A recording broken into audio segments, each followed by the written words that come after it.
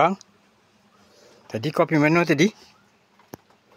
Kau pergi ke depan tu, kau kejar kucing orang tu tadi kan? Hei, dengar sini. Dengar sini. Oh, pandai kau berjalan. Lepas tu kau pergi kejar kucing orang. Kau tu tak orang tu marah. Kau kejar kucing dia. Kucing tu apa salah dengan kau? Dia kacau kau. Dia usik kau. Ada tak dia usik kau? Kau nak marah kat dia apa pasal? Hei, dengar sini. Kau dengar sini.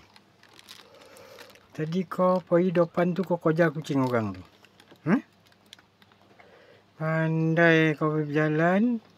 Lepas tu kau kejar kucing orang tu. Kau tu tak tuan yang marah?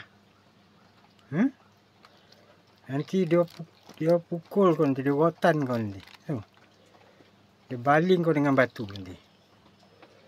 Lain kali kau pergi kau kejar lagi, nanti dia akan baling kau dengan batu tu.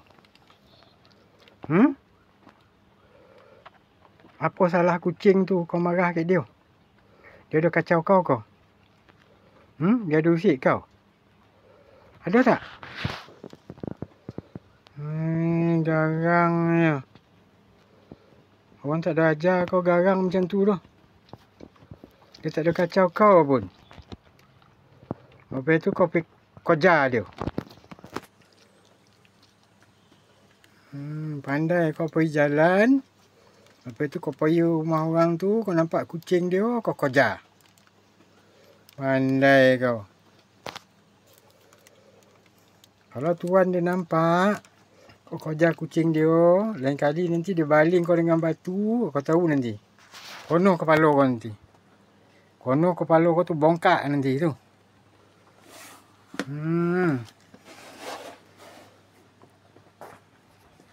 Ingat tu, lain kali kau jangan jahat-jahat. Orang cakap berbuat tidur, berbuat tak dengar.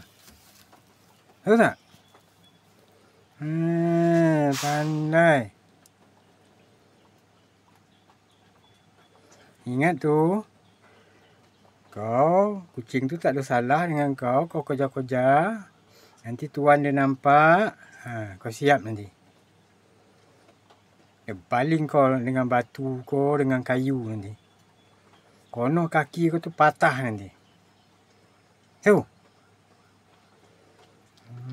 Orang cakap buat tidur, lolak mata.